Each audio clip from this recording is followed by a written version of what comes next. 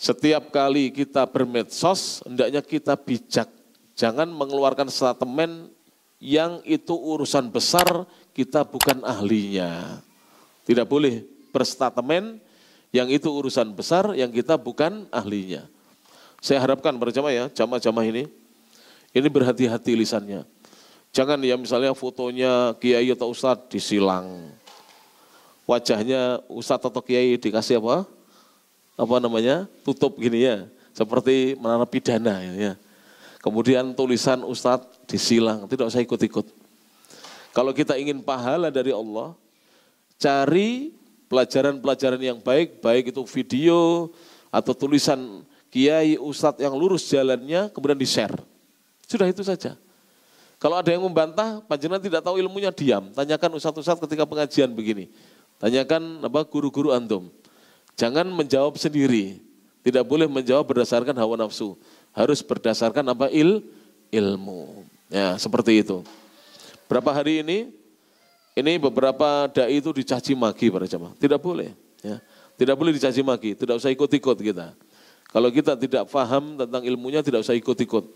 Yang satu mencaci ustadz ini, yang satu mencaci ustadz itu, yang satu mencaci kiai ini. Jangan. Kalau kita bisa, kita datangi. Ya. Jadi kalau kita pandang ada kiai atau ustadz yang salah menurut kita datangi, kemudian kita berdiskusi dengannya. Kalau memang beliau salah, diberikan nasihat, berikan masukan, bawakan kitabnya, bawakan dasarnya, seperti itu. Bukan kemudian dicoret-coret, itu. Itu menimbulkan kegaduhan di tengah-tengah masyarakat. Jadi perwujudannya seperti itu. Karena kita tidak boleh beristihad sesuai dengan hawa nafsu kita, ya. Tidak boleh kita beristihad. Dan murid-murid itu tidak usah saling caci mencaci. Gurunya dicaci, dia membela mati-matian gurunya. Yang sana juga begitu. Sehingga sesama muslim saling caci mencaci. Ditinggalkan itu semuanya para jamaah. Tidak ada faedahnya. Itu justru akan nanti menghapuskan pahala-pahala dari amal soleh kita. Gara-gara kita banyak mendolimi sesama muslim. Lebih baik kita menjaga lisan kita menjaga tangan kita dari mengetik sesuatu yang tidak berguna, berjamaah rahmati Allah Ta'ala. Terus saya menasihatkan ya, di dalam bermedsos juga, terutama di tengah-tengah keluarga itu, kalau panjenengan didebat oleh keluarga, jangan keluar grup, itu bukan sikapnya seorang muslim. Keluar grup itu seperti kita tidak mau bersilaturahim. Tetap di grup itu saja. Walaupun kita bantah-bantahan, tetap di grup itu. Kalau kita misalnya pendapat kita atau apa yang kita harapkan belum diterima, ya kita doakan mudah-mudahan dia bisa menerima hidayah dari Allah Subhanahu wa Ta'ala. Tidak usah mencaci maki. Jadi grup-grup keluarga itu jadikan sebagai ajang untuk menjalin silaturahim antar keluarga. Sekarang kan banyak ya, live group, sebentar tersinggung live group. Jadi sekarang ini sepertinya jarang Ustadz mengingatkan agar kita jangan gampang baper. Hidup ini jangan gampang baper, nanti tidak punya teman.